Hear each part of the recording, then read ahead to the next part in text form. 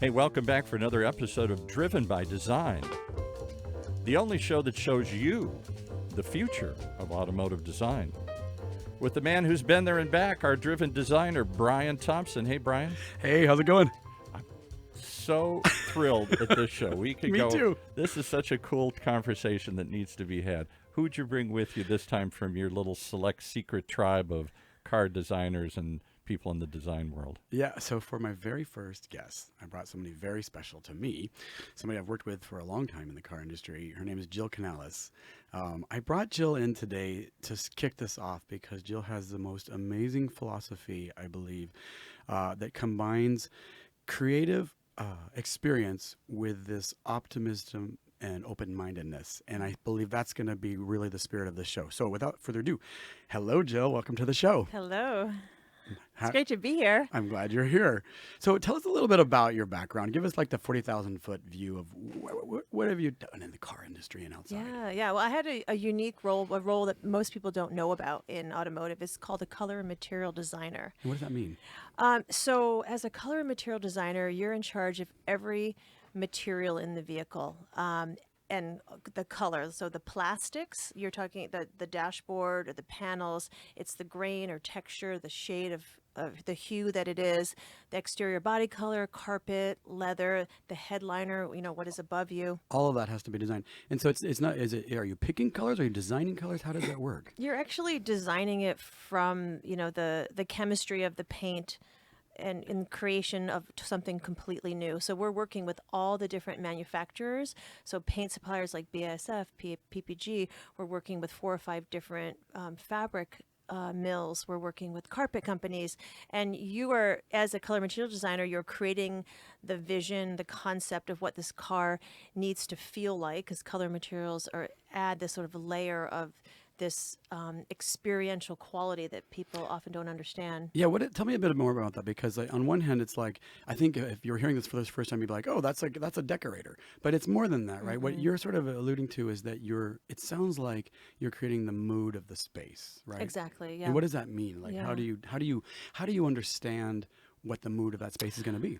Well, it's really understanding that color and materials direct your experience and give you unspoken cues of how to feel in that space. So like a deep, dark, luxe, luxury type of vibe versus, for example, the Xterra yellow. The yellow, I don't know if you know the kind of, it's really iconic at one point.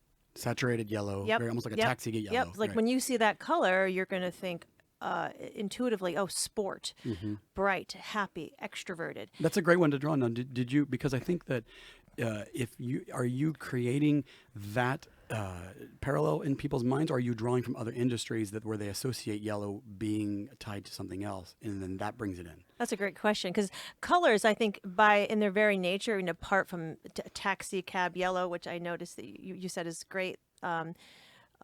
Kind of association that people might have subconsciously, but colors by very nature evoke feelings, because our eye actually takes color in on a physiological level. So like the color blue is calming by nature. Red elevates our heart rate. Oh, wow. And causes excitement. So there is that very natural understanding of how color materials kind of our experience of them, but then there's also associative aspects as well. Like sports cars are usually red, and we associate those two together. It's interesting because so you can really affect people's mood or by the actual colors that you're developing. Also, I would imagine that in color and materials, because I know your background, and I want people to understand the breadth of what this is. You've worked on a lot of production cars that people have in their driveways and have had in their driveways. There's sort of a research quality to what you're doing too. It seems like, because you are sort of trying to understand the sensibility of people. And I know you transitioned into research from color, and that's where it led you where you are now. Right. Talk a little bit about how you move from color and material into research. Okay, so that's a great question. So color material is really understanding, for me, it's always been about understanding the psychology of experience. And so then that naturally led me into studying people. Like that's my true passion, is actually studying how we experience things. And that was my role a bit at Nissan, was kind of taking that those product planning documents, all that research done. And so the product planners would turn over this kind of like mandate to the design team, say, this is who you're designing for, and this is what it should do. And I know that everyone looks at a document and has their own interpretation of it. And what's important is that we have a shared meaning of what that document means and bring it to life. And so that's part of what the work that you would do to help people understand the research that had been done. It's almost like research on research. Right. It's called design research. And what I would do is then design experiences for the design team to understand those people directly. And yeah. And so when you're working in two different fields, like color materials and then research, I know that you've had this fascinating career in the car industry, and then you transitioned out of the car industry. Tell me a bit about what it's like to leave sort of the nest of something very identifiable that everybody relates to something maybe no one's heard of. Talk about, what was that like for you? I know, I didn't understand how special it was until I left, really, because I fell into automotive design right from college. It was my first job out of school. And I think you were a color material designer who had a senior thesis that was black and white. Right. I studied textile design in school, and I was kind of finding myself and my creative voice. And as part of that journey, my junior year in college, I actually said everything I'll create this year is black and white. I will not use color. You have two choices. Yeah. And my professors were really upset with me. They're like, no, this project is mandated to be about color. And I was like, well, I'm paying for this education. What drove you as a driven designer? What drove you to go black and white from color? I mean, what did you want to achieve from that? Oh, at that point, it was all about, I was studying pattern. I was obsessed with pattern. I'm an odd character. I mean, I'm telling you, my favorite shape back then was the square. So the square spoke to you. Yeah. And the pattern spoke to you. So you eliminated color to study color? Yeah, I eliminated, it was all shades of gray, black, white, shades of gray, because I really just wanted to reduce it to pattern study. Was so most you were important. 50 Shades of Gray before it was a thing. Jill, so after I do want to hear this story. So after you left sort of the car companies, I think that a lot of people can relate to transitioning out of a job that's familiar to something new. Talk about what that was like when you left and you went into a totally new industry. Yeah. What was it like? What happened? Well, it was interesting. Even though I was in my 30s, my mother was terrified for me. Are you sure you're leaving? Yeah. I mean, it was really, I was at Nissan for 14 years, and it was a dream job. I mean, I traveled the world. I worked with designers in Japan and Europe, and I went to factories in Mexico, and it was just a remarkable experience working with an amazingly talented group of designers. But alas, after 14 years, I had just done all that I could do at that time.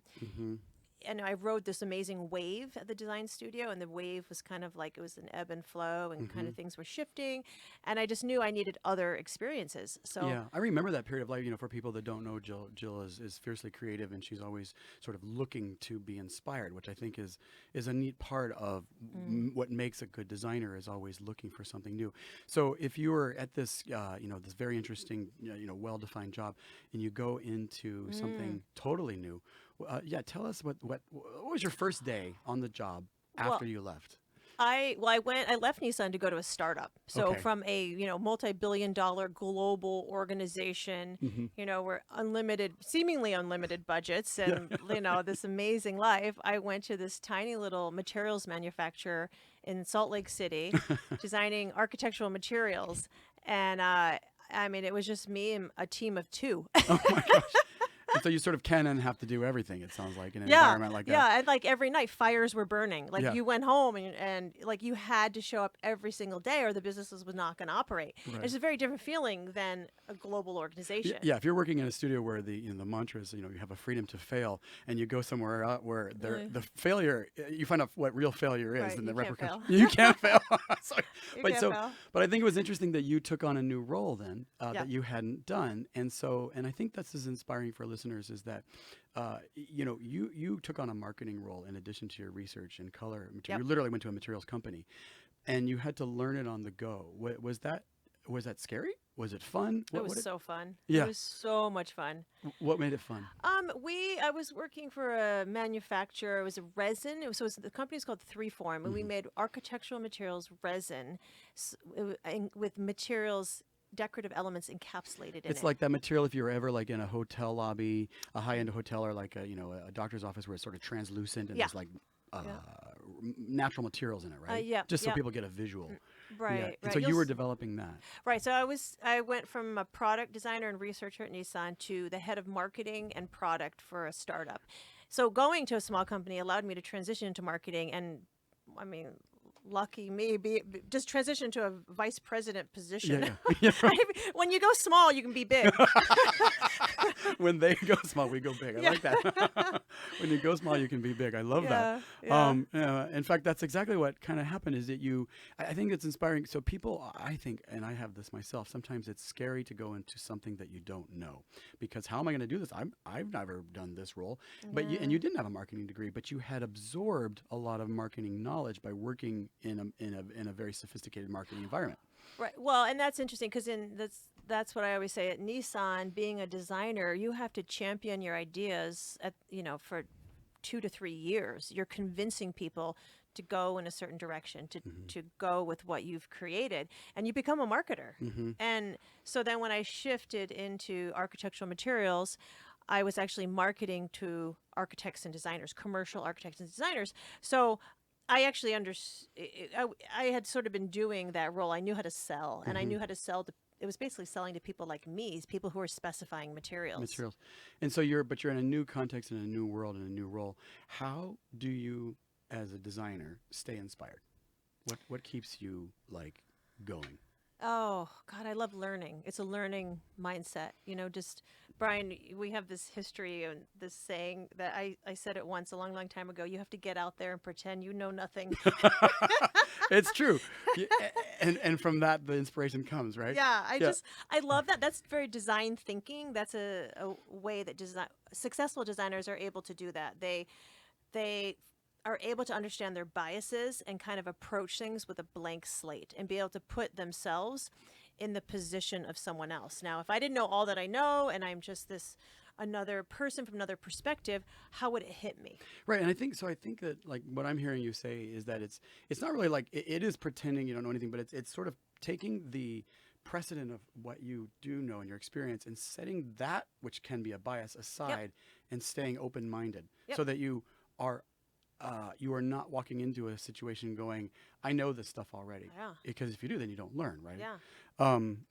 That's it's an amazing insight, because I think that it helps people get to a certain phase in their career sometimes where they will constantly reference what they've already done. Right. And then understand it's really truly listening and truly being open to learn whatever there is to learn. And with listening comes rejection, I would imagine. So what am I going to be rejected? No, you already said. When you propose an idea, right, and it doesn't find an audience, right, and it hits, what is that like for you specifically as a designer? How do you handle that? Well, I mean, it's if you're creating fine art, then it's super personal to you. But when it's design, it's I like to separate the strategy and the tactics. Okay. And what that's does that helpful. mean? So the strategy is, what are we trying to do? Okay. What are we trying to create? And so let me reference under something understandable. So a product planner might come up to approach a color that I've designed and say, I don't like it. Okay, so that's very personal. Right. So you bring the conversation back to, what is the strategy of this color? What do we want this color, this design to do? Okay, here's the goals. Yeah. And here the tactic is what I've chosen to execute it. So then you can start to pick apart, are we off by strategy or are we off by the execution? Them saying I don't like it might actually be the response you want to hear if they're not in the target audience for that color. Right. Then we'd say, well, validation. Exactly. So you want to clarify, you don't like it, but this minivan mom who's got 5 kids driving around, what would she think of it? What's her view of the world and her view of that product be? And so that helps you sort of evolve or take that criticism into heart. And okay, this is a really great question for you, because I know that like so many of the products you work on are they sell well. I mean, cars you've worked on sell around the world, and the products you've worked on since then. What happens when a product doesn't meet its market? How do you save it? How do you save it? What's next? Because I have that happen all the time. I know. There's cars I see driving on the road, Yeah. and I'm like, oh, I think that was that seemingly was a good idea at the time. Yeah. And then It's like a whoops. yeah. Yeah. What is your most proud moment In automotive? in your career? Oh boy, that's a big one. Proud moment. I mean, I think I have pride in my resiliency of switching from automotive into a new industry, and then recently I've switched into yet another new industry. So taking those, my pride comes from taking my core skills and my core thinking and being able to learn the specifics of a new industry. Excellent. And right now you're working at a company that does storage for It's furniture, yeah. furniture. What's that been like transitioning from? Because there's some similarities between car design and furniture design. Oh yeah, I mean it's super fun because right now I work for a product that costs about $2,000 to $3,000, and so for me the similarity is like understanding the psychology. What is the product? Like, what are you creating? It's called, the company is, we're changing names, but right now it's called the Original Scrap Box, and we're Okay. changing it to Create Room. So I'm part of a team right now. I'm leading the rebrand and new product strategy. But basically, it's a closed armoire that opens up and becomes an all-in-one craft room. Oh wow. Yeah, Cool. it's fun. And so the connection between automotive and this is that in automotive, I designed the Quest minivan at one point, the color materials, and understanding how women connect with a space and a place of their own that serves a very practical need and a very emotional need. And being understand what moves people to purchase something, a high ticket item from $30,000 vehicle, or, in this case, it's not as relative, but it's a $3,000 furniture piece. And so it's a lot of the same type of work. And in the same type of work, is it like connecting with people? So in this specific thing, I would think you're connecting with people who are creatives versus people who have a need to move things around. True. Yep. Right. Then that's a fun market. Yeah. And so how do you find the way in? How do you connect? What is it that you do to make it appeal to those people? I think it's understanding that while people are buying a product, they're actually buying an experience. Oh, interesting. Yeah, and it's really, we're kind of done with the age of selling features and benefits and products. We're selling the promise of an experience and a life you will lead with this product. So in the life you will lead will be a creative one. So it's something about opening up The your joyful time you'll have crafting, or the experiences in a minivan, the experiences of joy you'll have as a mom with your kids when you're on a road trip, or it's all about that. That's really, I mean, I think it's a nice tie into the work that you've done and the work that you're going to do next, which leads me to the question of what is your dream as a creative person who's worked in a lot of industry? What is your dream project? What would you love to work on next, if you could imagine? I think it's truly just anything that has a big research component and learning about people and the stories of the individuals. I just love that balance of, like, we call it qualitative research versus quantitative. So qualitative is like really understanding the why. It's like connection. The connection. And yeah. the emotional connections that people make to the products they buy. Is that what you're talking about? That's fascinating. So that's probably where your career will continue to go, Right. I would imagine. That's amazing. What advice, as we get closer to wrapping up here, what advice would you give a young designer who is thinking about leaving their day job? Let's say it's somebody who's been in an industry and they want to work for themselves, they want to try something new. What advice would you give yourself or them at that moment of desire to move on? Like, I would say I really do believe in the power of just like opening up and setting your intention about what you want to do.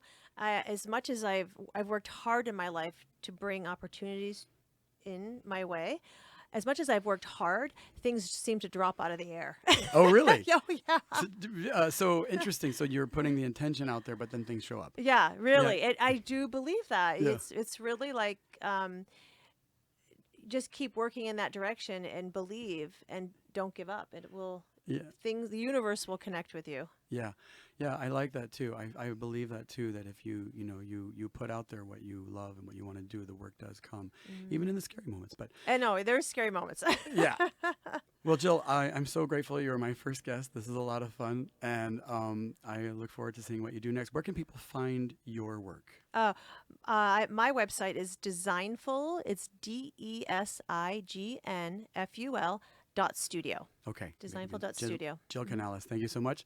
I'm Brian Thompson, and this is Driven by Design. And how do people find you, Brian? Well, people can find me here and also at Yeah, Brian. that's right, each and every week, Yeah. right here on OC Talk Radio. OC Talk Radio right here, and also online at Brian Thompson Design. Brian with a Y, Brian with an I. You can spell it wrong, you spell it right. I'll be there because I bought all the domains because my name's so common. That's awesome. I know it's terrible when my renewal bill comes up, but I'm also on all social media platforms at Brian S. Thompson, BryanSThompson. Instagram is my favorite. Can I ask just one quick question? I'm listening to you two. You obviously have a history. You guys go back. You're laughing. You get along. I can tell you're talking in a shorthand here. We're all trying to take notes. Are there lots of you in this world, or is this a small clan? Ooh, that's a great question. You know, I think that there are a lot of car designers, but it's a small enough industry that I think you get to know each other in the car industry, and it's an industry that's changing because cars are changing.